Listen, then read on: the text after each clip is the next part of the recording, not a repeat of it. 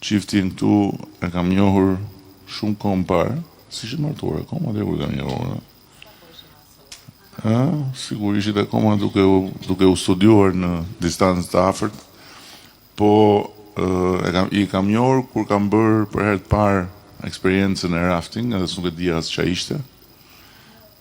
Edhe atëherë kishim filluar këtë gjë me pasion, me shpirtin aventurës që do ky lloj pasioni, por sot janë komplet në një nivel tjetër edhe nuk janë vetëm këta, po është një komunitet i tërë që bën këtë punë. Dhe po shikoja zhvillimet këtu në këtë kamping që përfitoj nga rasti të u them të gjithëve që të kalojnë, se është vërtet shumë bukur. Dhe më thot Zamo, shiko se kur e ke nxjerr ti apo nuk e di, o vajza, nuk e di, kur nxjerr ti këto fotografitë për aktivitetin ton, na marrin e tjerë, tash po prandaj e bëj që ti ku të mundem, sa të mundem, që ti bëj një farë reklame, po themi, gjërave të bukura që bëhen dhe që ndërtohen, se ndryshe, ma thoni ju mua, ku e merr vesh njeriu që këto gjëra bëhen? Ku? Si e merr vesh? Si e merr vesh një shqiptar që nuk është i kësaj fushë, se ata që janë kësaj fushë e marrin vesh. Po jo vetëm këtë gjë, po të gjitha gjë, si e merr vesh dikush në një qytet tjetër, ç'a ndodh te qyteti tjetër.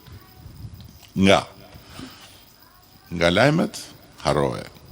Vetëm gjëra që të nxjerrin veten qefit, jo më vendin. Nga portalet, harroje.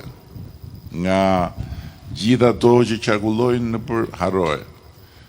Sepse është një Shqipëri e tërë që jeton jashtë asaj kënete mediatike, që nuk gjen vend fare aty. Nuk i din njerëzit fare si çfarë ndodh. E pastaj këta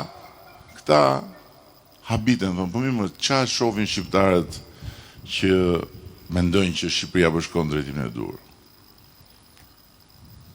Është çudi e madhe. Edhe rezultati, populli është i smur. Dhe janë po këta që me demek shqetësohen kur them unë gjysma e burrave janë çuryk. Që natyrisht ajo është një metaforë që lidhet me politikën, lidhet me vështrimin dhe kuptimin e politikës edhe të pikërisht të kësaj, drejtimit. Dhe i thonë populli shqiptar që smur. Edhe bëjnë moral pastaj. Po prandaj ju kërkova ndjes, sepse mendoj që duhet ta thosha pasi vlen shumë për kontrastin e madh që ekziston midis Shqipërisë reale, Shqipërisë së njerëzve që përpiqen